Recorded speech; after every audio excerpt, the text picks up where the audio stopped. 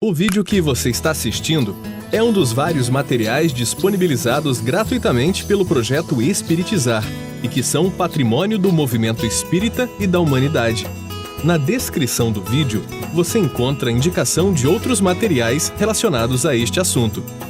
Você pode aprofundar seus estudos e colaborar com a manutenção deste projeto iluminativo, adquirindo os livros, DVDs e MP3 do projeto Espiritizar em www.livrariaespiritizar.com.br.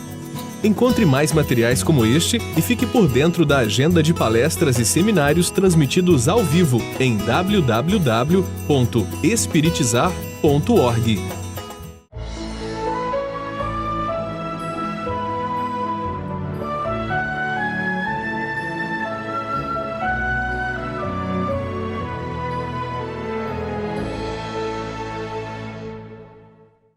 Olá, seja bem-vindo ao programa Espiritizar. E nós perguntamos, um médium espírita cristão é convidado a se doar diariamente? É isso que nós vamos abordar nesta nossa quarta videoaula da série A Prática da Mediunidade com Jesus. Confira agora com o nosso facilitador, Alírio de Cerqueira Filho.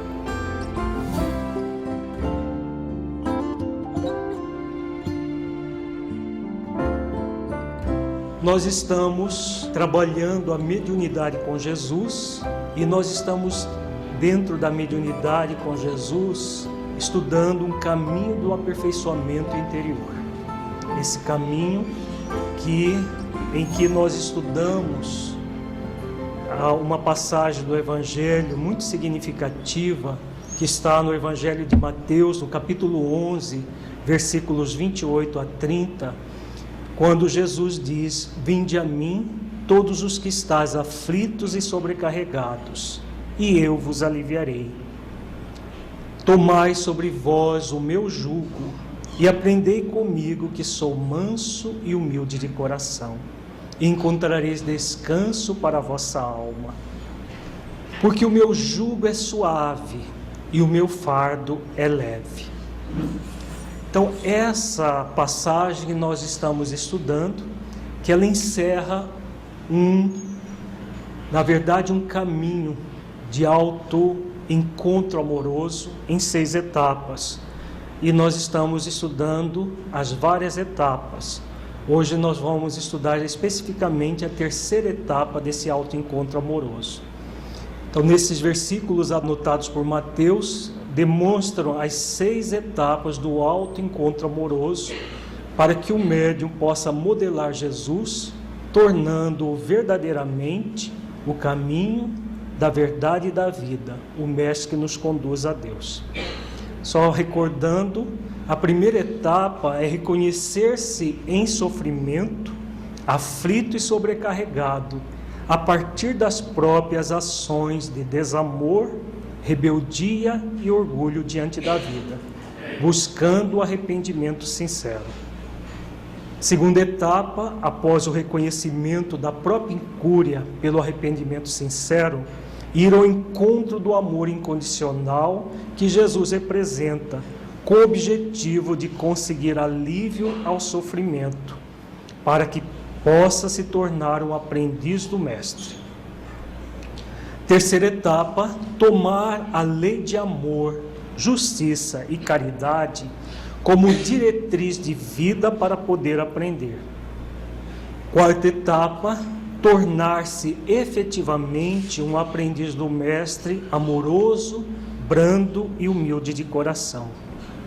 Quinta etapa, encontrar a serenidade e a harmonia geradas pela condição de ser um aprendiz.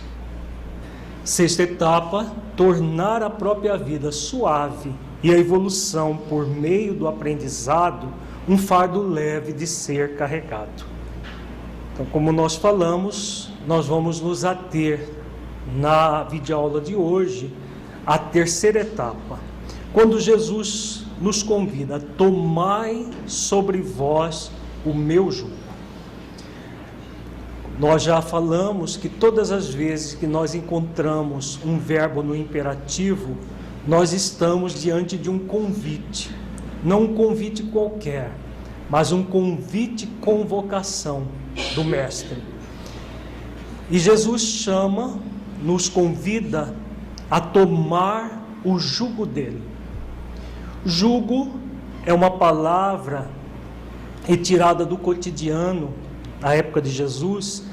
É a mesma coisa que canga, que é uma trava de madeira de mais ou menos uns 2 metros, com 2 forquilhas, que se colocavam no pescoço dos bois, para que eles, emparelhados, pudessem puxar os chamados carros de bois, muito comum na época de Jesus. Jesus pega essa palavra do cotidiano, como ele fazia com maestria, e traz no sentido figurado. Jugo, no sentido figurado, significa diretriz de vida. Então, qual é a grande diretriz de vida que Jesus nos convida, nos convoca a todos? A grande diretriz de vida é exatamente esta, da terceira etapa do autoencontro amoroso: tomar a lei de amor, justiça e caridade como diretriz de vida para poder aprender com Ele. Jesus é o nosso mestre maior. Nós somos convidados a sermos aprendizes dele. E a lei de amor, justiça e caridade, ou justiça, amor e caridade, como está no Livro dos Espíritos, é uma lei, na verdade, é uma lei, um bloco único, com 3 nuances diferentes. A lei de amor é a lei que nos convida a praticar o amor a nós mesmos e o amor ao próximo como a nós mesmos. Quando Jesus diz que o maior mandamento é mandamento no sentido de exercício, é amar a Deus sobre todas as coisas e ao próximo como a si mesmo. Nós amamos a Deus de que forma? Amando e cumprindo as suas leis. E somos convidados a amar o nosso próximo como a nós mesmos. Então, esse é o convite da lei de amor. A lei de justiça, o que ela nos convida? Justiça diz respeito aos direitos e deveres de todo ser. Qual é o grande direito do ser humano? O nosso grande direito é ser feliz. Todos nós somos criados para sermos felizes. Está na questão 115, na resposta da questão 115 do Livro dos Espíritos, isso. Daqui a pouco nós vamos estudar a questão. Qual é o grande direito nosso, sermos felizes? E o dever? Qual é o nosso grande dever? Trabalhar para evoluir e alcançar a felicidade? Exatamente isso. O nosso direito é ser feliz. E o nosso dever também é ser feliz. Trabalhar, evoluir gradualmente até alcançar a felicidade. Esse é o grande dever também. Por quê? Porque ser feliz é um dever. O direito é fácil de entender. Deus nos criou para isso, para usufruirmos da felicidade plena, eterna. Mas por que é um dever? Percebamos, quando nós falamos, é uma lei, nós estamos vendo aí que é uma lei em 3 etapas, com 3 nuances diferentes: amor, justiça e caridade. Tanto o amor quanto a caridade dá suporte à justiça. Por quê? Vamos refletir o que a lei de caridade nos convida. Tem a ver com um grande preceito evangélico. A lei de amor nós já falamos: amar ao próximo como a si mesmo e a Deus sobre todas as coisas. E a lei de caridade, o que nos convida? Fazer aos outros aquilo que gostaríamos que fosse feito a nós. Isso é o grande, se nós pudéssemos sintetizar a lei de caridade, esse preceito sintetizaria. Então, se nós somos convidados a fazer aos outros aquilo que gostaríamos que fosse feito a nós, por que a lei de justiça preconiza que nós temos o direito de ser feliz, mas mais do que um direito, nós temos um dever? Vejamos, uma pessoa que, em vez de cultivar o amor e a felicidade, cultiva o desamor, seja a si mesmo, seja ao próximo, e se torna profundamente infeliz, o que ela vai fazer em torno dela? Ela irradia amor e felicidade se ela não tem dentro de si? Então ela vai fazer aos outros aquilo que ela está fazendo a si mesma. Então ela vai irradiar desamor e infelicidade. Nós temos o direito de fazer isso com o outro? Então onde que começa o nosso dever? Quando começa o direito do outro. Ninguém tem o direito de impor a sua infelicidade aos demais.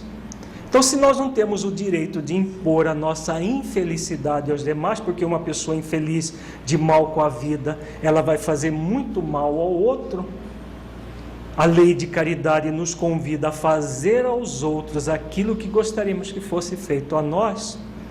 Quando alguém destila o seu fel para cima de nós, nós gostamos? Alguém infeliz e mal com a vida manda todo esse mal-estar para cima de nós, a gente gosta? Nenhum de nós gostamos. Então, se nós não gostamos para nós, não queremos isso para nós, nós não devemos impor isso aos outros. Por isso, a lei de justiça preconiza que nós temos o direito de sermos felizes, sim, mas nós vamos conquistar esse direito pela prática do dever, evoluindo pelo amor, pela caridade, para nos tornarmos plenamente felizes, para que com essa felicidade nós possamos irradiar amor e felicidade em torno de nós. Esse é o grande compromisso do médium com Jesus, do médium cristão. Em O Livro dos Médiuns, no item 231, Kardec faz uma pergunta aos benfeitores: o meio em que se acha o médium exerce alguma influência nas manifestações? A resposta: todos os espíritos que cercam o médium o auxiliam para o bem ou para o mal. Se a mediunidade em si mesma é neutra, como que nós vamos canalizar a mediunidade para o bem, para sermos instrumentos dos espíritos superiores, mesmo quando nós estivermos atendendo o espírito sofredor? Só é possível desta forma aqui. Para que o médium seja auxiliado pelos espíritos superiores, é fundamental que ele pratique a lei de amor, justiça e caridade. Então, esse é o jugo de Jesus: fazer esforços para praticar a lei de amor, justiça e caridade. O que nós vamos trabalhar na noite de hoje é exatamente o desdobramento disso. Como que isso funciona na prática? Então, vejamos.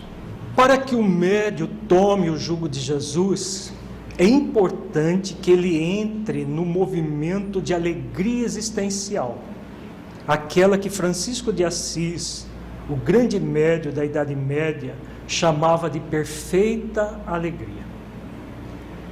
Então nós vamos ver uma história verídica passada com Francisco e Frei Leão, que Francisco fala da perfeita alegria, e nós vamos refletir juntos sobre o que é essa perfeita alegria. Conta-se que Francisco caminhava numa noite fria, perambulando pela Úmbria com Frei Leão. Os dois estavam com muita fome, com muito frio, e como era de costume, mendigavam para ter o mínimo necessário ao sustento do corpo fragilizado. Então Francisco pergunta a Frei Leão: Leone, qual é a perfeita alegria. A perfeita alegria, seráfico Pai, certamente é poder converter o mundo inteiro, falar do Evangelho a todos os povos e a todos os homens. Não, esta ainda não é a perfeita alegria. Então, a perfeita alegria, Paizinho, é poder ter os dons que Deus nos oferece para falar em línguas, curar os leprosos, levantar os caídos e provar as bênçãos de Deus por toda parte. Não, esta também não é a perfeita alegria.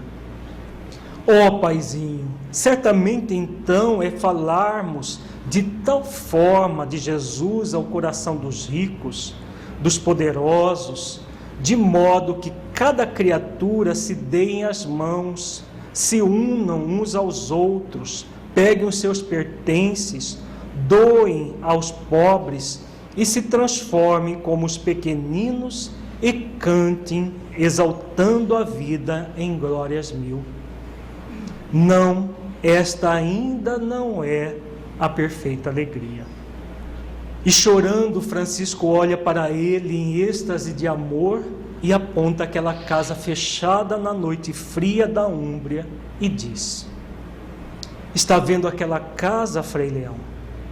Imagine que nesta noite nós cheguemos naquela casa com muito frio, com muita fome, batamos a porta e um homem abra. Então nós dizemos: irmão, sou eu, teu irmão Francisco e teu irmão Leão, que temos fome, que temos frio. Dai a sopa que sobra de tua mesa. E o homem, abrindo a porta, sai esbravejando contra nós, e com bastonadas nos leve caídos até a neve.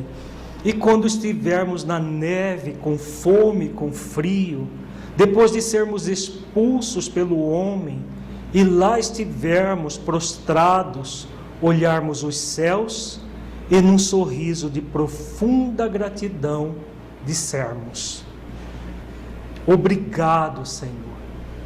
Essa é a perfeita alegria, Leone. Muita gente poderá dizer: mas Francisco é Francisco, né? Como muitos dizem, Jesus é Jesus. Se Jesus é o modelo e guia, Francisco, numa escala menor, também não pode ser um modelo para nós? Há uma tendência nossa, por causa de uma lei que as pessoas tentam fazer com que Deus promulgue, que é a lei do menor esforço, ou do nenhum esforço, é de sempre exclamar: não, com ele pode ser assim, mas comigo, quem sou eu?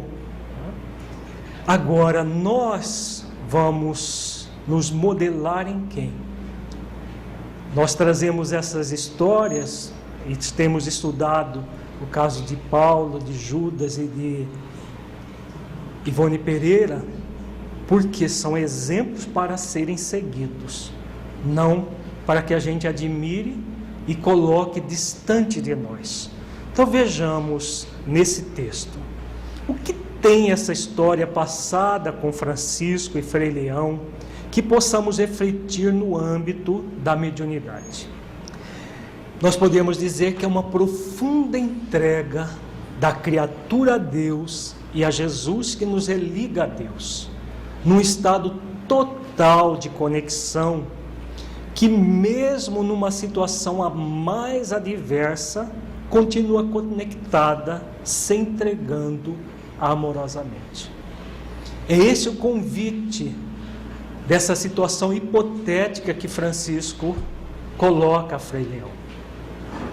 Na verdade é uma história verídica, mas de uma situação hipotética, que numa situação de maior adversidade, nós agradeçamos a Deus por estar passando por aquilo como uma provação para crescermos e nos melhorar. A mediunidade com Jesus, no século XXI, nós passaremos por múltiplas adversidades ainda, ou não? Ainda por múltiplas adversidades. Quanto mais o médium se destaca, mais ele vai passar por adversidades. Destaca pelo bem, porque ainda em pleno século XXI, a criatura, de um modo geral, está focada em ações profundamente desequilibradas. E aí vem as calúnias, as difamações, uma série de situações que os médiuns com Jesus acabam passando. A alegria existencial, a perfeita alegria, é uma doação profunda que vem da entrega, fundamental no exercício mediúnico. Reflitamos: o corpo que nós usamos é nosso? O planeta em que habitamos, com todos os seus recursos, é nosso? Os entes queridos, familiares, amigos que temos são nossa propriedade? A mediunidade, com todos os frutos dela provenientes, são nossos?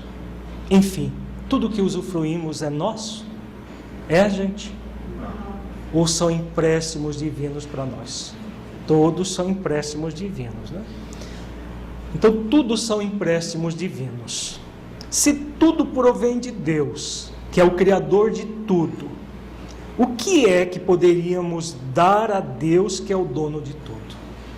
O amor e a doação incondicional de nós mesmos. Isso nós podemos dar a Deus, porque isso só depende de nós, do nosso livre arbítrio.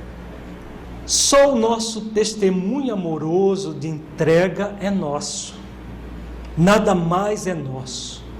Tudo vem dele, tudo pertence a ele. Mas a nossa decisão no uso profundo e amoroso do livre-arbítrio é nossa.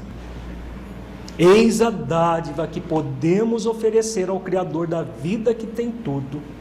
Sim, ele tem tudo. Mas há uma coisa que ele pede a nós. Ele pede que nós demos nosso testemunho de alegria, a doação que é fruto da entrega. Na mediunidade, por excelência, é o ambiente para nós nos doarmos. Porque o que é do médium, senão a sua doação amorosa? Porque tudo mais não é dele. Se o médium escreve um livro, o que está escrito não pertence ao médium. Se ele fala dando uma orientação a alguém, psicofônica, aquela orientação não é do médium. Se ele atende o espírito sofredor, as dificuldades e o atendimento àquele espírito não é do médium. O que é dele? A entrega que ele faz, a entrega em perfeita alegria, a doação em todas as circunstâncias. Esse é o convite que Jesus faz a todos os médiuns. Imaginemos poder oferecer algo a Deus, a grande luz do universo.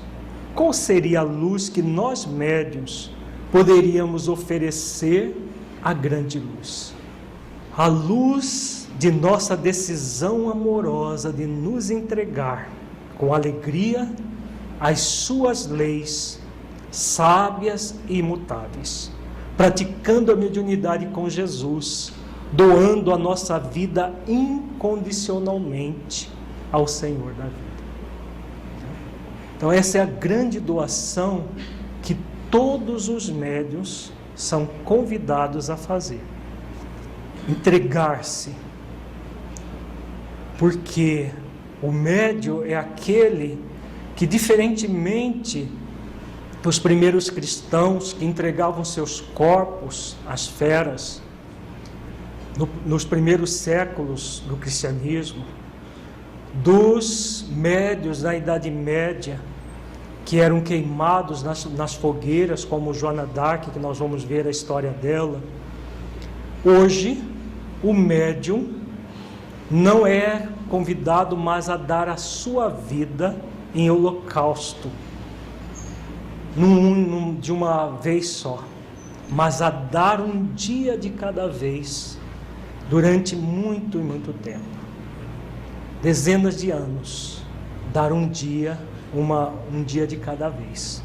Essa é a doação que todos os médiuns com Jesus são convidados a fazer.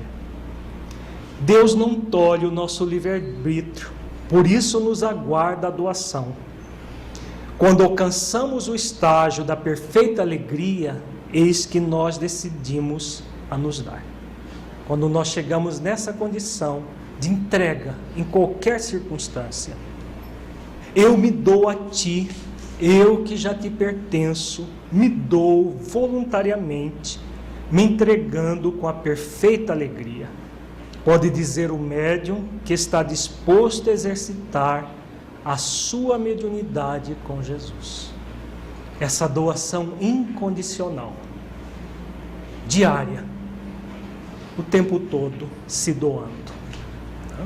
Portanto, a perfeita alegria é nós nos doarmos a Deus e a Jesus, pelo uso dessa escolha amorosa, conforme nos assevera o apóstolo Paulo em Gálatas, capítulo 2, versículo 20. Logo, já não sou eu quem vivo, mas Cristo vive em mim. Para que Paulo dissesse essas palavras, o que ele fez? Se doou em perfeita alegria, em todas as circunstâncias. A partir daquele instante memorável que nós estudamos já na nossa aula passada, em que Jesus vai ao seu encontro na estrada de Damasco, nunca mais Paulo viveu para ele. Ele passou a viver para o Cristo.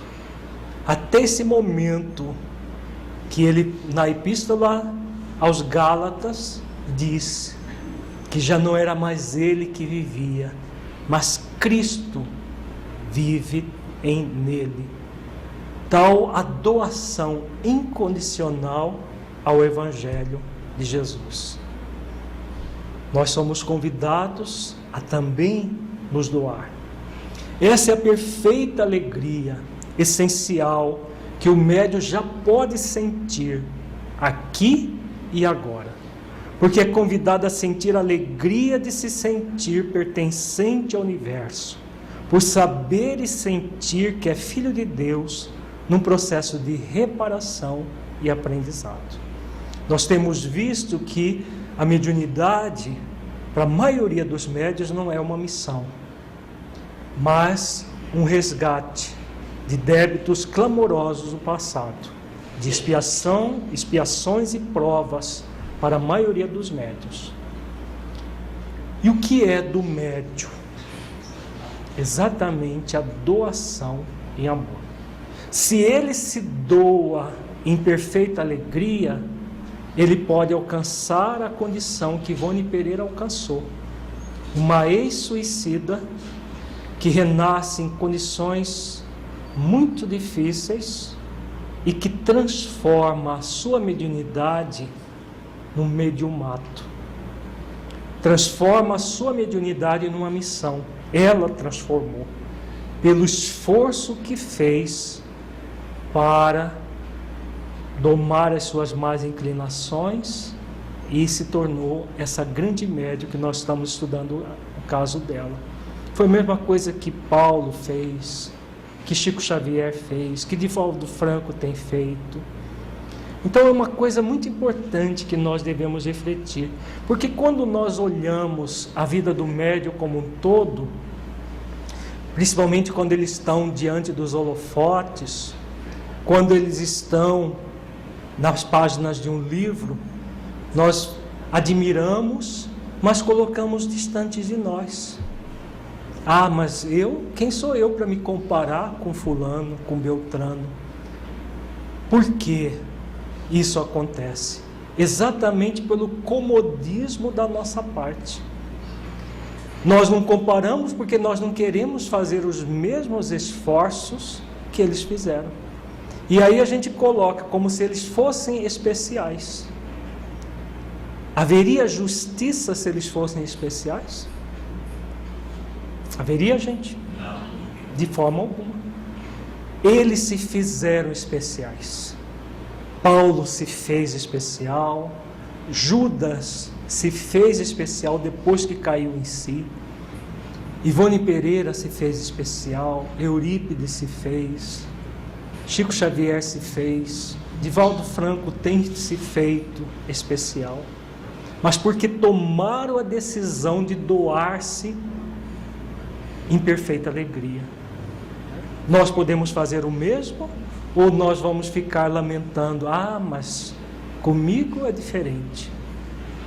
Podemos fazer isso, mas não nos convém. Porque o que nos convém é esse esforço de doação incondicional de nós mesmos. A alegria existencial resultante dessa entrega se manifestará em tudo que realizarmos. Nem mesmo um sorriso, um olhar fica sem expressão da alegria existencial, porque passamos a sentir tudo como sendo uma dádiva da vida. E como tudo pertence a Deus, para que possamos dar uma dádiva a Deus, só é possível com a entrega amorosa e voluntária de nosso coração. Então, imaginemos um abraço, um sorriso, um pão, um diálogo, um carinho, um consolo que ofertemos a alguém encarnado ou desencarnado, com a compreensão dessa alegria existencial. Nesse momento, somos nós dando algo ao Criador com perfeita alegria, conforme nos ensina Jesus na parábola dos pequeninos, anotada por Mateus, no capítulo 25, versículos 34 a 46. Vamos estudar essa parábola dentro desse contexto que nós estamos trabalhando, da doação amorosa. Essa é uma passagem que os estudiosos do Evangelho não veem como uma parábola, de um modo geral, mas é uma parábola muito profunda, porque eles interpretam, os teólogos de um modo geral, interpretam essa passagem do Evangelho ao pé da letra, como se ela fosse ao pé da letra, e não uma parábola com símbolos muito profundos. Vamos ler toda a parábola, depois nós vamos ter trecho por trecho dela. A pergunta: o que é alegria existencial? Alegria existencial não é diferente da alegria circunstancial. Alegria circunstancial são aqueles momentos alegres. Ganhei da loteria, eu fico alegre. Aconteceu alguma coisa, o time do coração venceu, a pessoa fica alegre. Essa é a alegria circunstancial. A alegria existencial é um estado interior de harmonia, de suavidade, de sentimento amoroso, que mesmo quando nós estamos passando por uma adversidade, como essa hipotética que Francisco coloca, nós estamos em alegria. Alegria da doação incondicional de nós mesmos. Pode até ser uma circunstância que poderia gerar tristeza, mas a pessoa está em alegria, porque ela sabe o significado daquilo na vida dela. Mesmo diante da morte de alguém? Mesmo diante da morte de alguém, porque ninguém morre. A morte é vida. Não quer dizer que a gente vai soltar fogos quando alguém morre, mas quando nós temos a plena consciência da realidade da vida, em qualquer adversidade, nós estaremos interiormente em alegria, mesmo que a face não esteja dando gargalhadas, que é diferente da alegria circunstancial. A alegria circunstancial, a gente é todo sorrisos. Na alegria existencial, a face pode estar até com uma expressão de tristeza, mas estará em alegria porque entende o motivo daquilo. Então, naquela história hipotética de Francisco, vamos supor que acontecesse realmente aquilo. O homem saísse com um bastão e escorraçasse os dois e jogasse-os na neve. Seria uma situação para cair na gargalhada? Jamais. Mas por que Francisco chamou essa situação de a perfeita alegria? Porque aquela situação adversa, que mesmo na adversidade, a pessoa compreende compassivamente o outro e agradece a Deus por estar naquela condição de compreensão. Isso é a perfeita alegria, é a alegria existencial. Quando nós compreendemos as circunstâncias, nós estamos na alegria existencial. Então, quando Francisco fala compreender que ser compreendido, amar que ser amado, pois é dando que se recebe. Então, tudo isso é expressão da perfeita alegria que ele coloca e que é a mesma coisa que a alegria existencial. Tá? Exatamente, a pergunta muito pertinente. Alegria, a Sirene faz um comentário, a alegria circunstancial ela vem e passa. A alegria existencial ela vem e nunca mais sai de nós. É exatamente isso. Por quê? A alegria existencial está focada em momentos felizes, momentos alegres. Nem sempre é uma alegria de fato, às vezes é pura euforia. Por exemplo, a pessoa vai para uma balada e fica lá dando gargalhadas e tomando bebida alcoólica, parece que ela está numa alegria só, mas que é pura euforia. E que depois de passar daquele momento, ela muitas vezes se sente depressiva ou até entra em depressão. Entra numa tristeza, porque aquilo esgota, energeticamente é perturbador. Isso, muitas vezes, a alegria circunstancial, a euforia é confundida com a alegria circunstancial. A alegria circunstancial é uma alegria de um momento prazeroso, de um momento feliz em família, numa atividade junto à natureza, no cotidiano. A gente pode ter muitos momentos de alegrias circunstanciais. Agora ela é passageira, vem e passa. Alegria existencial é permanente, porque é uma condição da criatura que alcançou esse nível de doação plena ao Criador em qualquer circunstância, mesmo a mais adversa possível. É próximo desse estado de plenitude. A plenitude tem mais a ver com a felicidade. A partir do momento que entra em alegria existencial, ela chega na plenitude e na felicidade, que é aquela da questão 115 que nós vamos ver daqui a pouco, vamos estudar. A circunstancial está fora de nós e a existencial está dentro de nós. Se for alegria circunstancial, é dentro de nós.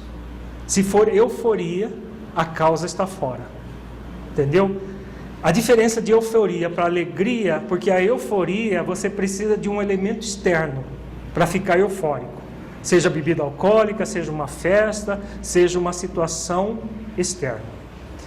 Na alegria circunstancial, mesmo que seja passageira, é um sentimento interno, é algo que você sente alegria. Por exemplo, num evento que nós temos, você pode estar numa alegria, que é um sentimento que não é fruto daquela circunstância apenas, você sente aquilo.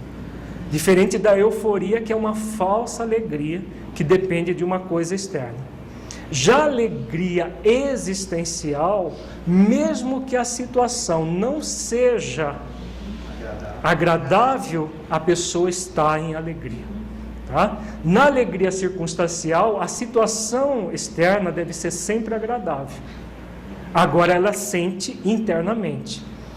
Na euforia, que é uma falsa alegria, a situação externa necessita ser muito estimulante dos sentidos sensoriais, que é a falsa alegria, que a maioria das pessoas acha que a alegria é isso, a euforia, né? Às vezes o momento simples em família é um momento alegre, mas é um sentimento interno, não depende daquela situação externa, pura e simplesmente. Então vejamos a parábola inteira, depois nós vamos nos ater a cada passagem dela. Jesus diz: então dirá o rei aos que estiverem à sua direita: vinde benditos de meu Pai, possuís por herança o reino que vos está preparado desde a fundação do mundo. Porque tive fome e destes-me de comer, tive sede e destes-me de beber, era estrangeiro e hospedastes-me, estava nu e vestistes-me, adoeci e visitastes-me, estive na prisão e fostes ver-me. Então os justos lhe responderão, dizendo: Senhor, quando te vimos com fome e te demos de comer, ou com sede e te demos de beber? E quando te vimos estrangeiro e te hospedamos, ou nu e te vestimos? E quando te vimos enfermo ou na prisão e fomos ver-te? E respondendo o rei lhes dirá: em verdade vos digo que quando fizestes a um destes meus pequeninos irmãos, a mim o fizestes. Então dirá também aos que estiverem à sua esquerda: apartai-vos de mim, malditos, para o fogo eterno, preparado para o diabo e seus anjos. Porque tive fome e não me destes de comer, tive sede e não me destes de beber, sendo estrangeiro não me recolhestes, estando nu não me vestistes, e estando enfermo e na prisão não me visitastes. Então eles também lhe responderão, dizendo: Senhor, quando te vimos com fome ou com sede, ou estrangeiro, ou nu, ou enfermo, ou na prisão e não te servimos? Então lhes responderá, dizendo: em verdade vos digo que quando a um destes pequeninos o não fizestes, não fizestes a mim.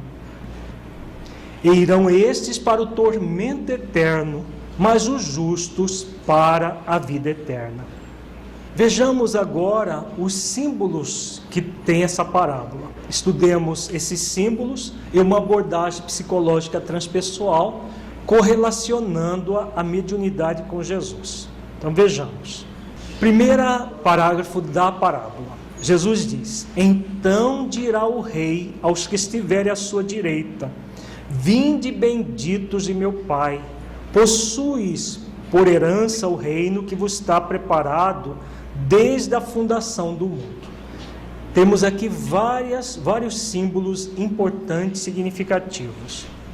Quem é o rei? O rei é a consciência. A Renata disse aqui na frente. Então o rei é aquilo que nós chamamos de ser consciencial. O ser consciencial nos convida incessantemente a praticar a lei de justiça, amor e caridade. Essa lei de justiça, amor e caridade resume todas as demais. Todas as demais estão atinentes a essa lei que é a maior de todas: justiça, amor e caridade. Por isso ela simboliza todas as demais. A nossa consciência nos convida a quê? A praticar as leis divinas. Questão 621 do Livro dos Espíritos. Onde está escrita a lei de Deus? Resposta: na consciência. Então, se nós trazemos na consciência as leis de Deus, o rei é essa consciência que nos convida a praticar a lei de Deus. Quem são os que estão à direita do rei? O Jesus fala que o rei diz para os que estão à direita: benditos de meu Pai. Quem são essas pessoas?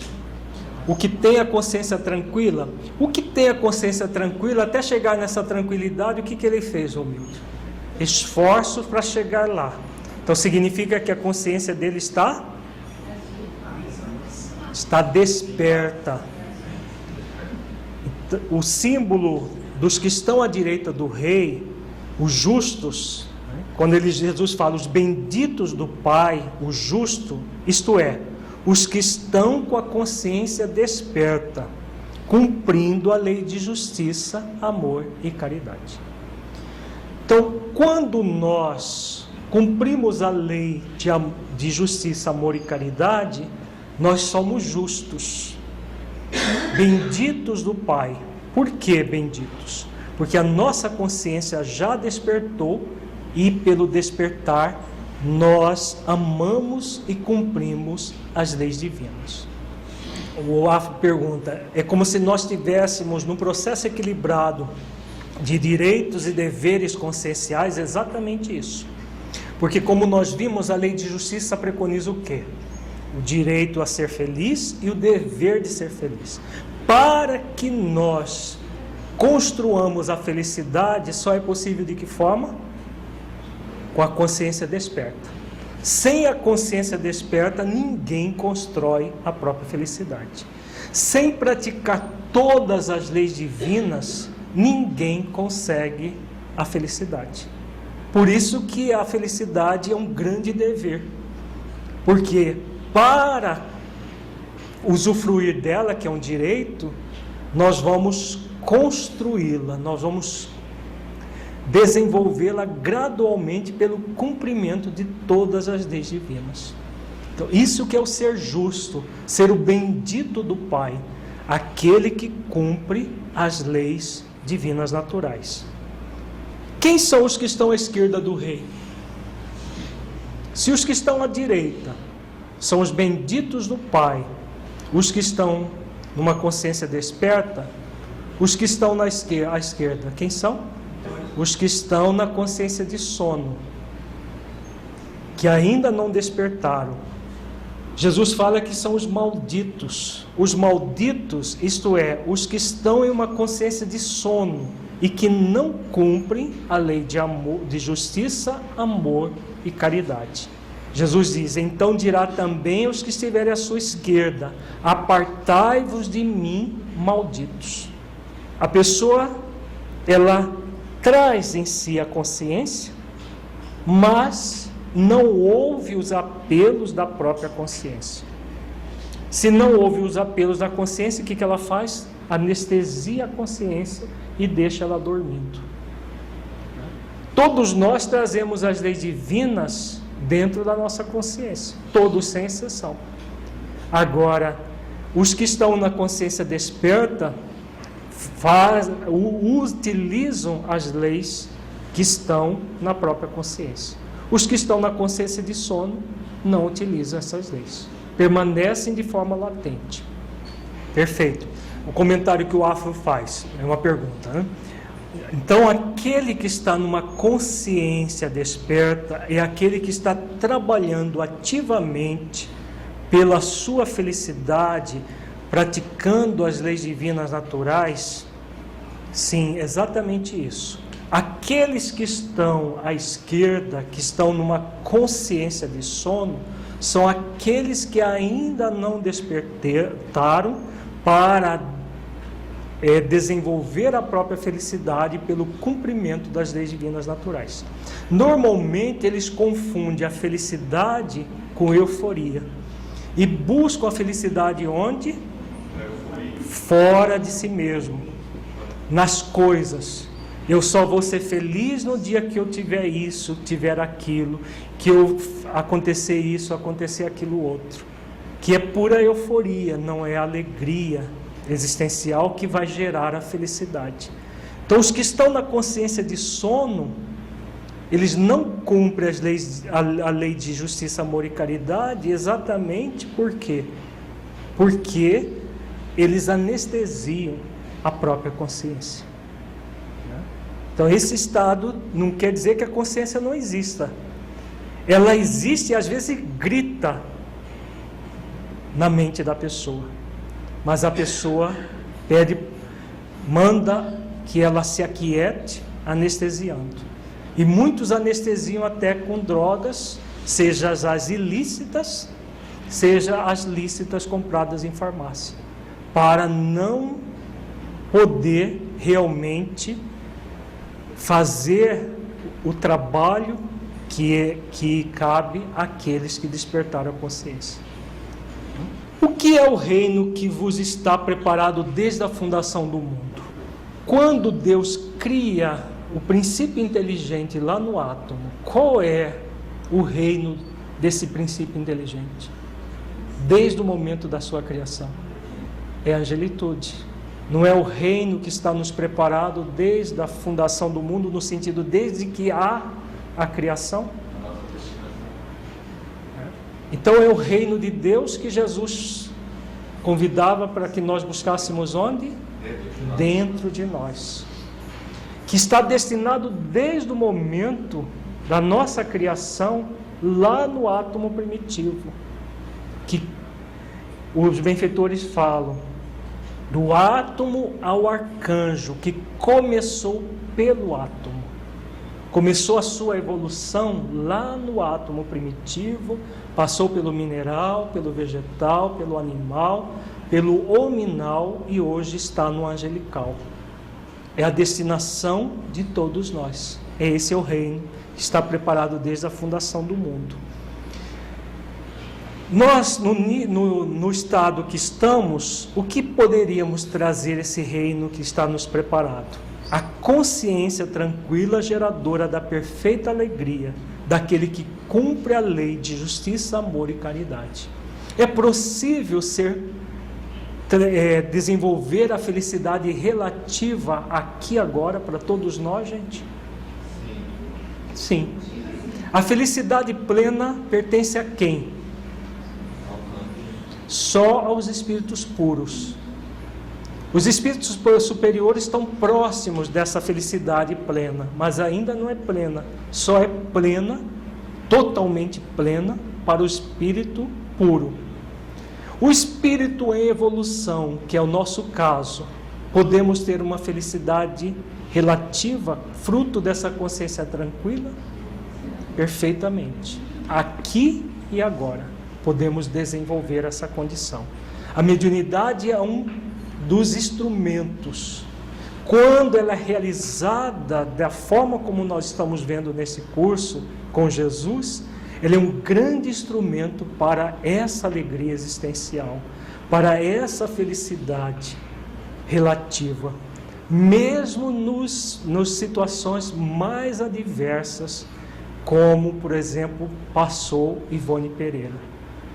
Ela disse que os momentos da vida dela que ela sentiu alegria foram os momentos que ela estava cultivando a mediunidade com Jesus.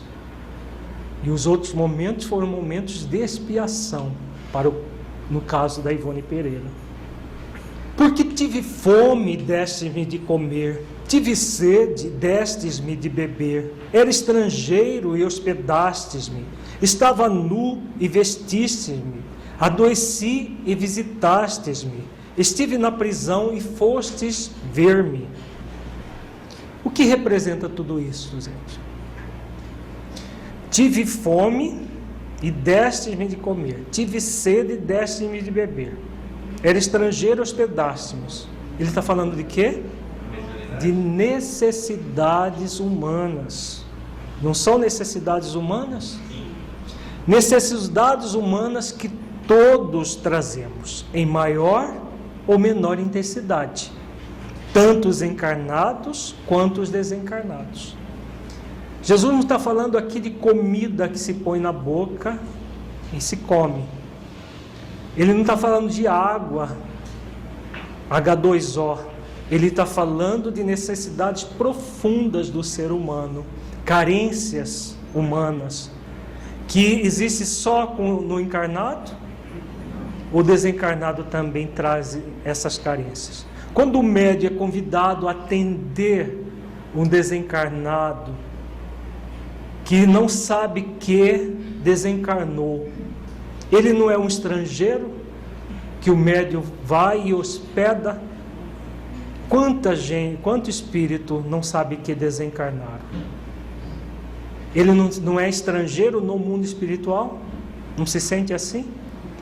O médium que atende um suicida, ele não está dando de comer, de beber, atendendo a necessidade daquele estrangeiro, daquele que está doente, daquele que está na prisão, tanto na prisão da culpa, por exemplo, e que é atendido na sua necessidade. Então são múltiplas necessidades de encarnados e desencarnados, de encarnados e também de desencarnados. Esse texto é muito usado no serviço assistencial espírita, como se fosse apenas necessidade de roupa, de comida, de uma visita literalmente lá na prisão, mas na verdade ele representa todas as necessidades dos seres sencientes, é muito mais profundo, tanto encarnados quanto desencarnados, todos os seres que sentem. O médium, ele é convidado a atender a necessidade dos desencarnados, que estão com fome, que estão com sede, que estão nus, que estão estrangeiros. A Sirene faz uma pergunta muito importante. Quando o médium atende a necessidade dos espíritos, nessas necessidades humanas que acabamos de ver, ele também está atendendo às próprias necessidades? Exatamente isso. É o que nós vimos naquele texto na nossa aula passada, que Ivone Pereira, quando ela fala que ela foi suicida, e os espíritos que ela mais atendia eram espíritos suicidas, porque cada suicida que ela atendia a necessidade dele e dela ao mesmo tempo. Porque essa necessidade, nós vamos ver daqui a pouco, não é só dos outros, é também nossa, de atendimento. Então os justos lhe responderão, dizendo: Senhor, quando te vimos com fome, te demos de comer, ou com sede, te demos de beber? E quando te vimos estrangeiro, te hospedamos, ou nu, e te vestimos? E quando te vimos enfermo na prisão, e fomos ver-te? Então eles, os que estão à esquerda do rei, também lhe responderão, dizendo: Senhor, quando te vimos com fome, ou com sede, ou estrangeiro, ou nu, ou enfermo, ou na prisão, e não te servimos? O que estas perguntas representam, gente? Apelos de nossa própria consciência, onde todos nós trazemos escrita a lei de Deus para amá-la e cumprir. Então ela simboliza isso. Quem é que pode-se dizer que não tem apelos da própria consciência quando vê a necessidade de alguém na sua frente? A pessoa pode até anestesiar a consciência, fazer questão de não ouvi-la, mas ela faz o apelo. Então existem aqueles que a consciência apela e ele atende a voz da consciência. E os que a consciência também convida e a pessoa não atende a voz da consciência. Somente por meio das ações conscienciais é que desenvolvemos o equilíbrio existencial, que todos nós somos convidados a buscar. Todos nós somos convidados a desenvolver o equilíbrio existencial. E somente a ação de acordo com a lei divina presente na nossa consciência é que vai nos garantir essa condição. É o que nos preconiza a resposta da questão 115 do Livro dos Espíritos. Vejamos essa pergunta, que ela é muito significativa. Kardec pergunta: dos espíritos, uns terão sido criados bons e outros maus? Resposta: Deus criou todos os espíritos simples e ignorantes, isto é, sem saber. Então nós temos a mesma origem, simplicidade e ignorância. A cada um deu determinada missão, com o fim de esclarecê-los e de os fazer chegar progressivamente à perfeição, pelo conhecimento da verdade, para aproximá-los de si.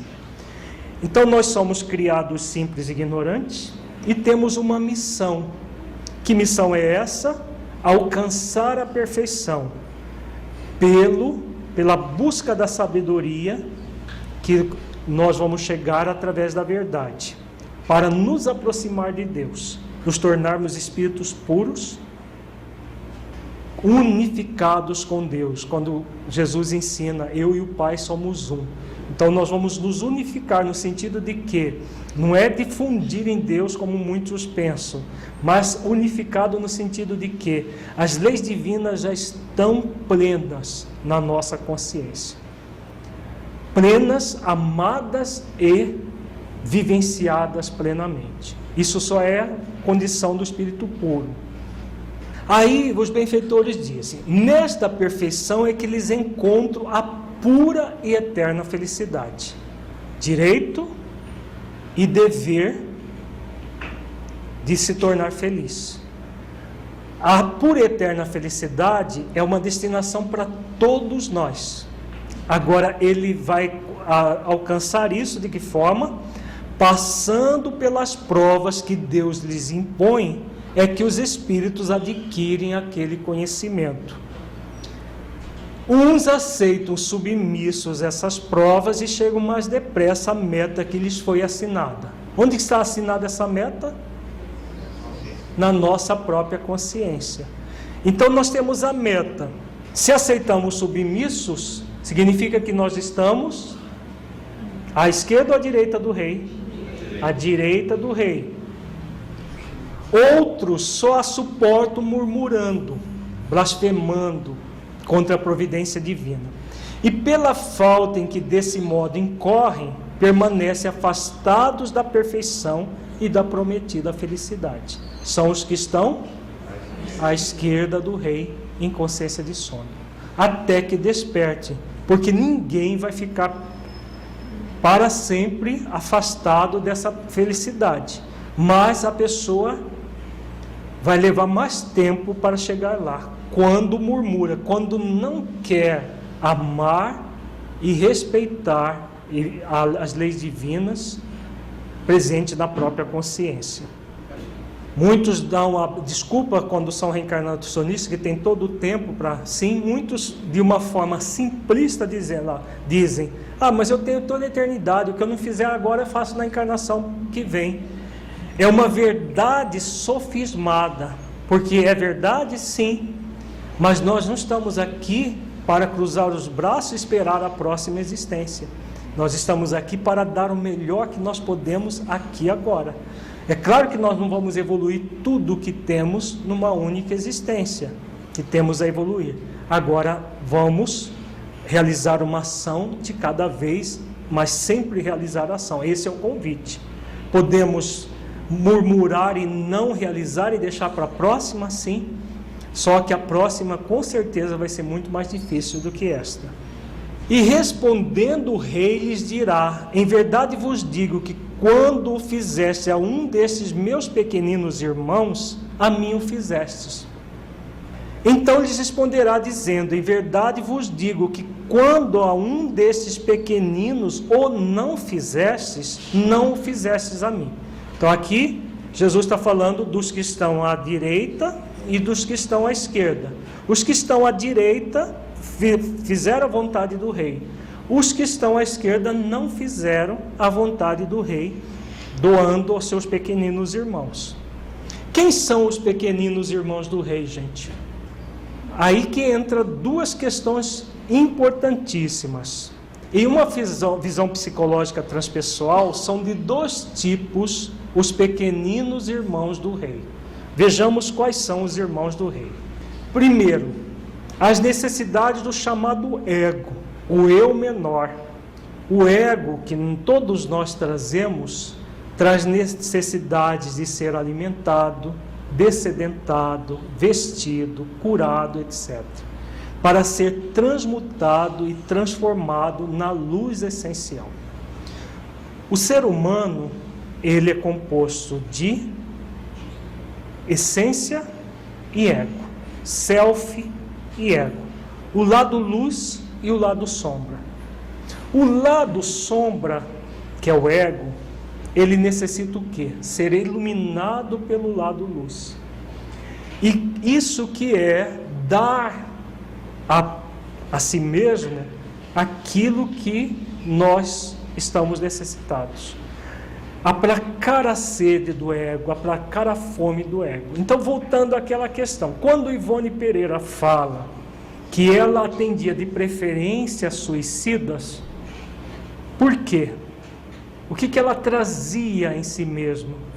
A necessidade de transmutar os efeitos do suicídio nela mesma, no corpo fluídico dela, porque ela trazia as marcas de 2 suicídios recentes, da última existência e da antepenúltima.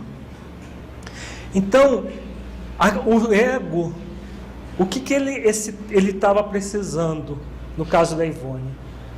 Ela que estava sedenta, com fome, dessa energia salutar da essência, atendia aos suicidas.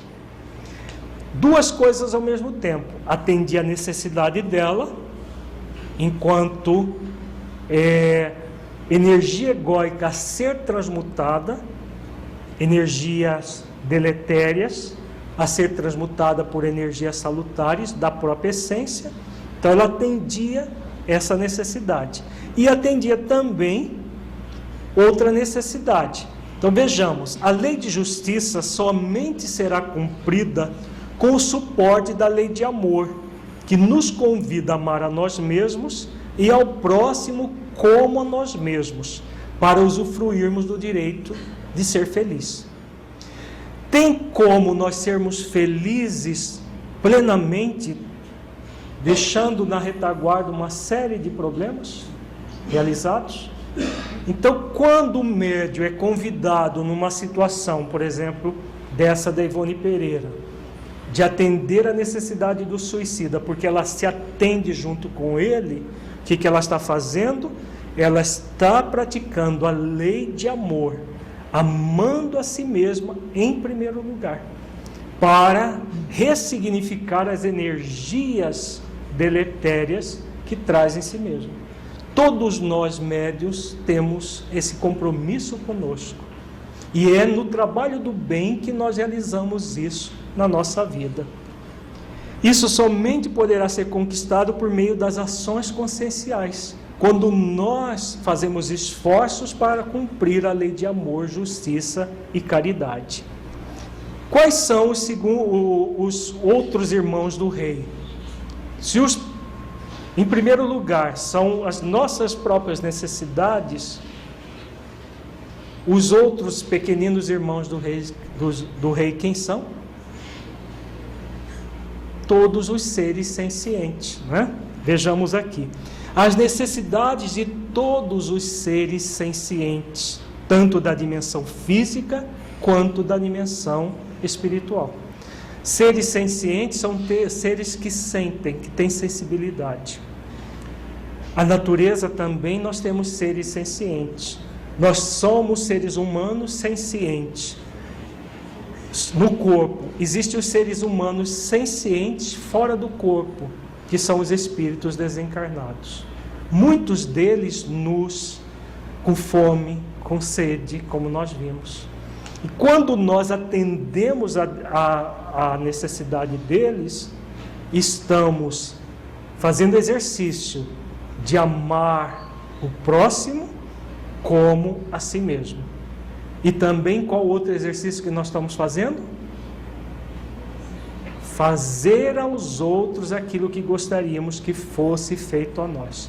Porque se nós tivéssemos uma condição de um suicida que nem sabe, ou está tão perturbado que não sabe que desencarnou e que está numa situação de sofrimento horrível, nós gostaríamos que alguém nos atendesse à necessidade? Com certeza gostaríamos. Então, se nós gostaríamos que alguém atendesse a nossas necessidades, o que nós somos convidados a fazer? Atender a necessidade do nosso próximo, que é a lei de caridade, que também dá apoio à lei de justiça. A lei de justiça também somente será cumprida com o suporte da lei de caridade, que nos convida a fazermos aos outros aquilo que gostaríamos que fosse feito a nós, exercitando o dever de sermos amáveis e felizes. Então, quando nós nutrimos as nossas necessidades, nós nos enchemos de amor e felicidade. E cheios de amor e felicidade, é possível uma pessoa ficar indiferente ao sofrimento do outro? É impossível. Por isso que a felicidade é um direito e é um dever. Porque quem se enche de felicidade jamais se encastela no próprio ego, no egoísmo, no egocentrismo. Ela vai ao encontro do outro para doar. E não vai ficar reclamando, poxa vida, hoje tem mediúnica, deve vir uns lá, com muito problema, que eu já estou com dor de cabeça desde agora. Né? A pessoa já começa a blasfemar, a reclamar desde a véspera da reunião, porque vai atender a necessidade. Com certeza é uma pessoa que está reclamando porque não atendeu a própria necessidade ainda. E aí reclama do trabalho do bem que é convidado a fazer. Então dirá também aos que estiverem à sua esquerda: apartai-vos de mim, malditos, para o fogo eterno, preparado para o diabo e seus anjos, porque tive fome e não me destes de comer, tive sede e não me destes de beber, sendo estrangeiro não me recolhestes, estando nu não me vestistes, estando enfermo e na prisão não me visitastes. O que representa o fogo eterno preparado para o diabo e seus anjos? Jesus está falando do inferno aqui? Teológico? Não. Muitos pensam que ele está falando do inferno teológico, mas é falta de entendimento em profundidade do que ele falou. Então vejamos o que é o fogo eterno preparado pelo diabo e seus anjos. Representa o estado daqueles que se entregaram ao ego. O ego, em várias passagens evangélicas, Satanás e o diabo é o ego que nós trazemos. E seus anjos são os sentimentos egóicos. Então aqueles que se entregaram ao ego, cultivando os sentimentos egóicos, do orgulho, do egoísmo, da vaidade, etc., geradores do egocentrismo, que nos afastam, apartai-vos de mim, nos afastam da essência que somos, e que cedo ou tarde produzirá o conflito consciencial gerado pela culpa e remorso, por agir de forma egoística e egocêntrica, tendo como consequência o sofrimento que produz uma ilusão de eternidade enquanto dura, que é o fogo eterno. Quando a pessoa está sofrendo, ela tem a dimensão que aquilo vai passar, no auge do sofrimento, ela tem uma ilusão de eternidade. Enquanto ela está sofrendo, isso os espíritos colocam, nas próprias obras básicas tem, no livro Memórias do Suicida, ele pensa que aquilo será eterno, porque é tanto sofrimento, e repete, que naquele momento ele sente como se nunca fosse passar, mas vai passar, na hora que esgotar aquela situação e ele ir ao encontro de Jesus. E irão estes para o tormento eterno, mas os justos para a vida eterna. Então o que Jesus está falando aqui? Também do inferno? Tormento eterno e justo para a vida eterna? Se houvesse inferno eterno, Deus não seria soberanamente justo e bom. E não seria onisciente, porque ele criaria um ser para ficar eternamente imperfeito. Ele não seria nem onipotente, nem onipresente, nem onisciente, e nem soberanamente justo e bom. Nós negaríamos tudo que Deus é, se houvesse inferno eterno. Então o que é esse tormento eterno? É exatamente a mesma coisa do fogo eterno. Ele existe enquanto dura. Vejamos aqui a explicação psicológica transpessoal.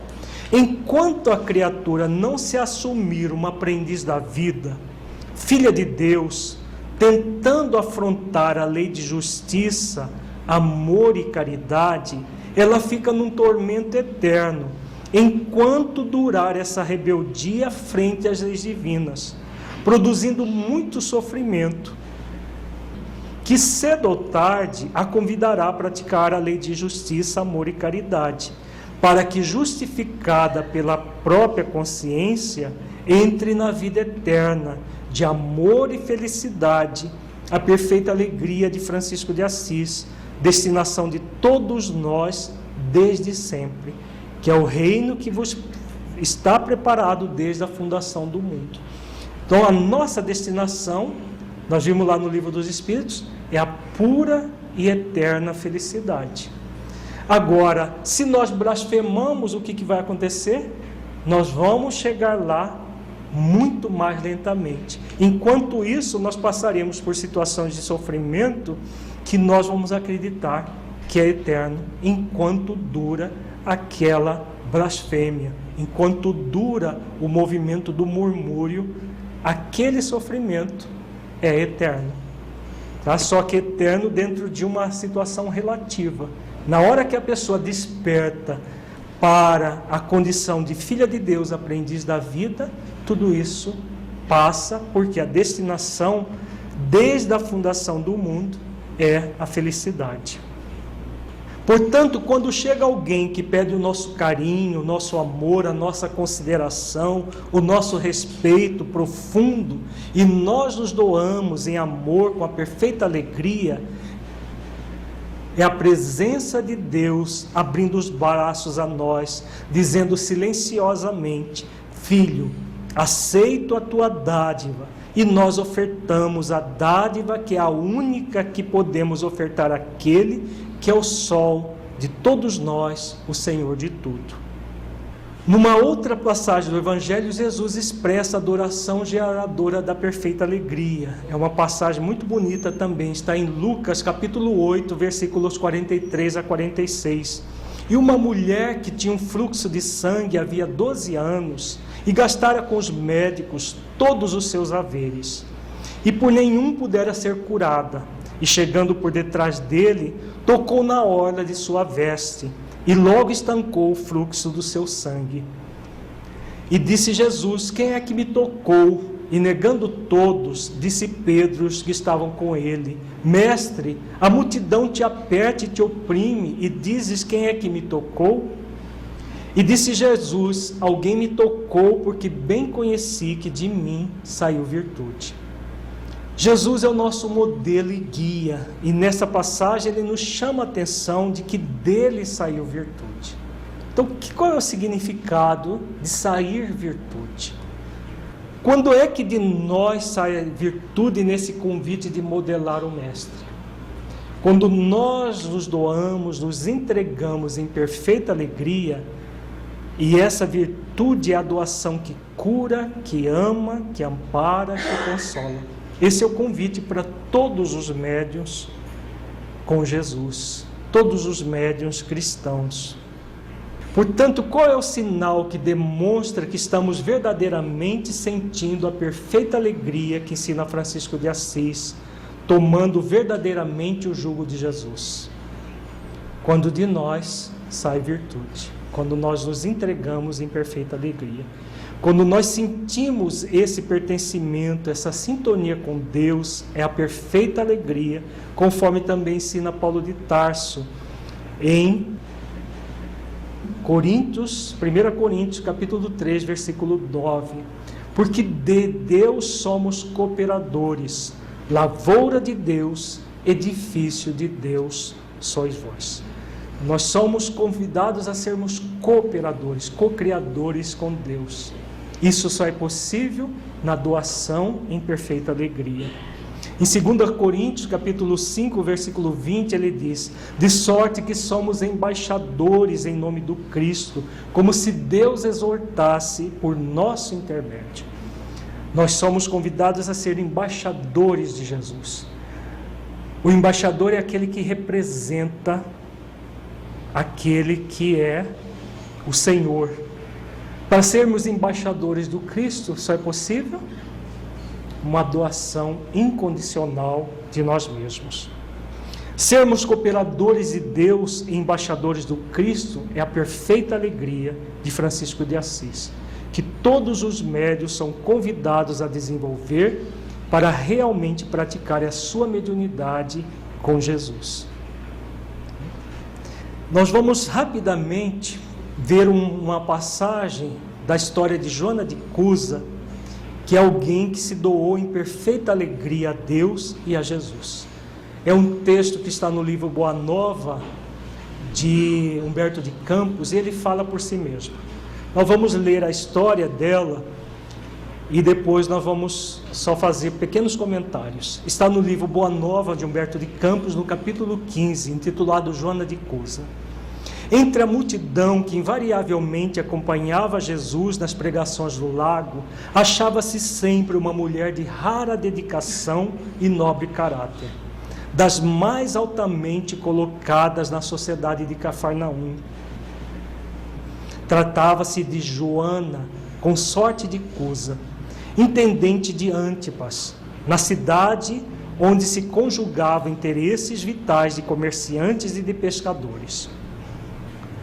Joana possuía a verdadeira fé, entretanto não conseguiu forrar-se às amarguras domésticas, porque seu companheiro de lutas não aceitava as claridades do Evangelho. Considerando seus dissabores íntimos, a nobre dama procurou Messias, numa ocasião em que ele descansava em casa de Simão, e lhe expôs a longa série de suas contrariedades e padecimentos. O esposo não tolerava a doutrina do mestre. Alto funcionário de Herodes, em perene contato com os representantes do império, repartia as suas preferências religiosas, ora com os interesses da comunidade judaica, ora com os deuses romanos, o que lhe permitia viver em tranquilidade fácil e rendosa. Joana confessou ao mestre os seus temores, suas lutas e desgostos no ambiente doméstico, expondo suas amarguras em face das divergências religiosas existentes entre ela e o companheiro. Após ouvir-lhe a longa exposição, Jesus lhe ponderou: Joana, só há um Deus que é o nosso Pai, e só existe uma fé para as nossas relações com seu amor. Certas manifestações religiosas no mundo, muitas vezes, não passam de vícios populares nos hábitos exteriores. Todos os templos da terra são de pedra. Eu venho em nome de Deus abrir o templo da fé viva no coração dos homens. Entre o sincero discípulo do Evangelho e os erros milenários do mundo, começa a travar-se o combate sem sangue da redenção espiritual. Agradece ao Pai o haver-te julgado digna do bom trabalho desde agora. Teu esposo não te compreende a alma sensível? Compreender-te-á um dia. É leviano e indiferente? Ama-o mesmo assim. Não te acharias ligada a ele se não houvesse para isso razão justa. Servindo-o com amorosa dedicação, estarás cumprindo a vontade de Deus. Falas-me de teus receios e de tuas dúvidas.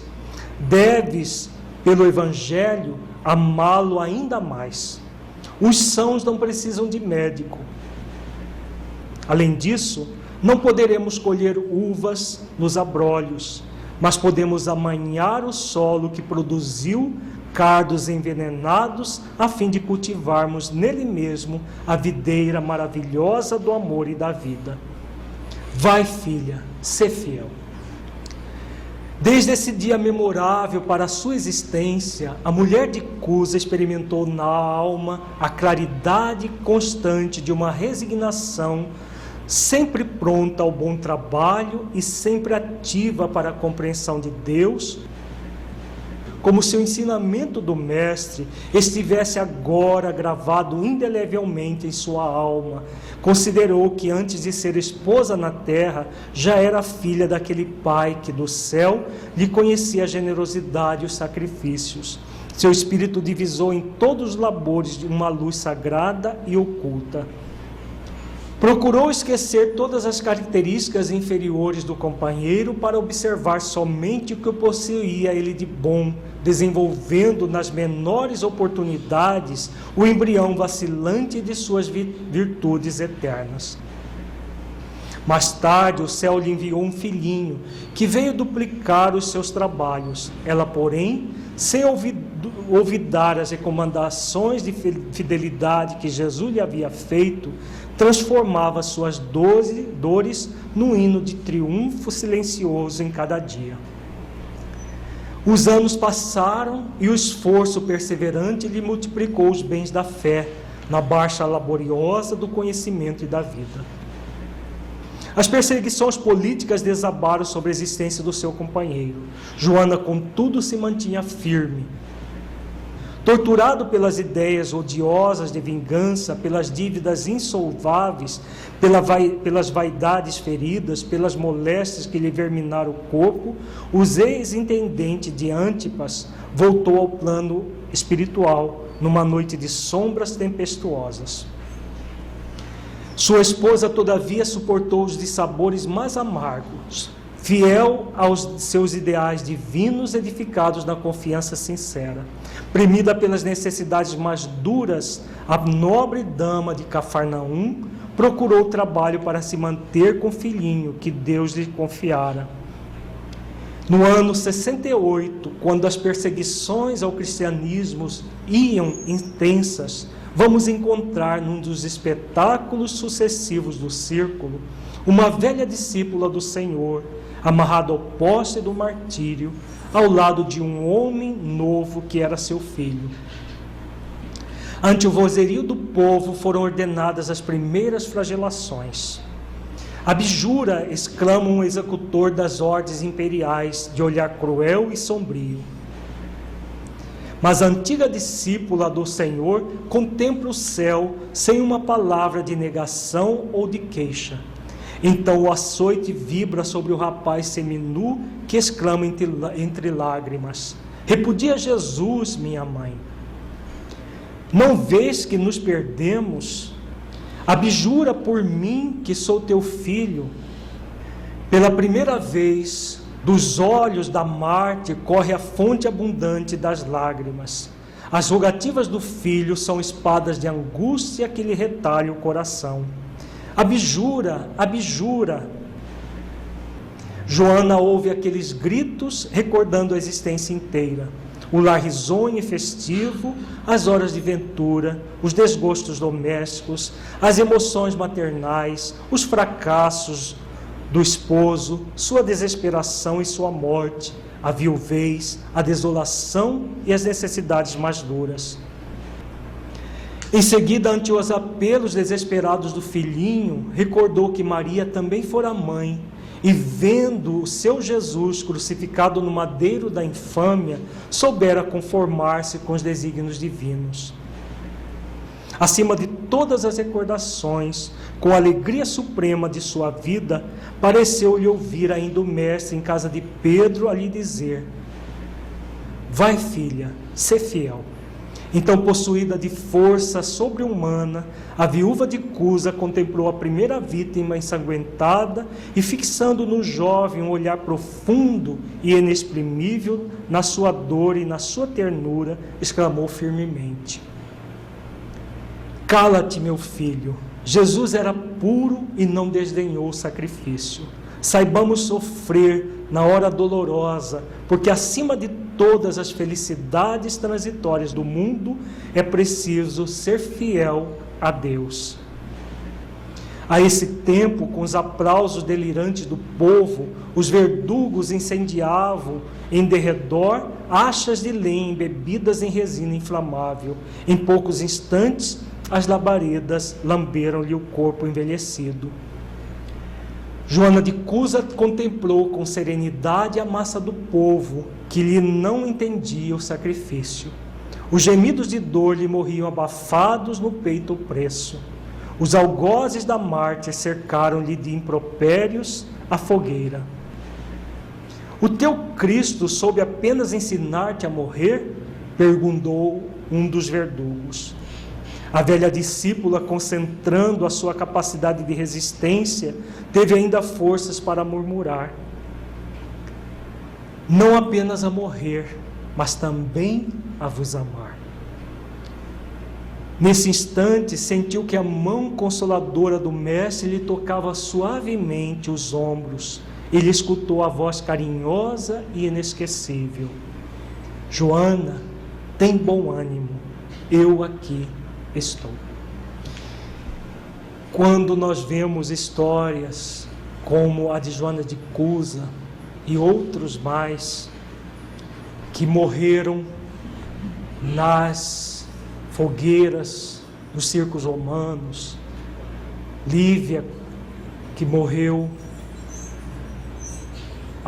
por um leão que a atacou, e muitos outros mais, é muito importante que nós, cristãos do século XXI, nos perguntemos: o que eles tinham para oferecer a vida para Jesus? O que eles traziam dentro de si mesmo para doar a vida para Jesus? Porque muitas vezes, como nós já dissemos hoje, nós colocamos essas pessoas num pedestal que eles não estão, beatificamos essas pessoas e distanciamos os seus exemplos de nós, por comodismo, por um processo realmente de não modelar, não trazer o exemplo vivo para dentro de nós. No século XXI, nós não precisamos mais temer as fogueiras. O médium, como os primeiros cristãos, conforme vimos no martírio de Joana de Cusa, esses primeiros cristãos eram vistos como covardes, devido à convicção com que se entregavam ao martírio. Já na véspera dos suplícios na arena, passavam a noite a cantar hinos de louvor a Deus e a Jesus. No instante do supremo sacrifício, muitas vezes também cantavam. O que eles tinham que nós, médiuns do século XXI, somos convidados a fazer o mesmo? Exatamente essa questão aqui, convicção. A convicção plena de que eles estavam dando a vida por uma causa. Os médiuns no século XXI são convidados também a dar a vida por uma causa. A causa da restauração do cristianismo redivivo em nossos dias.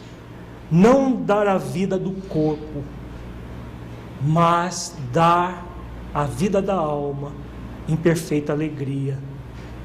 Nos dias de hoje, o médium espírita cristão também é visto como covarde, quando não revida as calúnias e difamações das quais é objeto.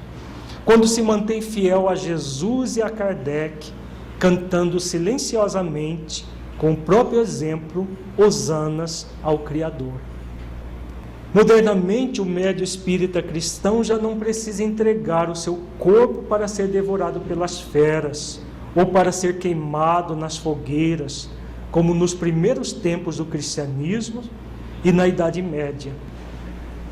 Mas é convidado a entregar a sua vida, um dia de cada vez, numa entrega em perfeita alegria, nas muitas adversidades que cercam a mediunidade, mesmo em nossos dias.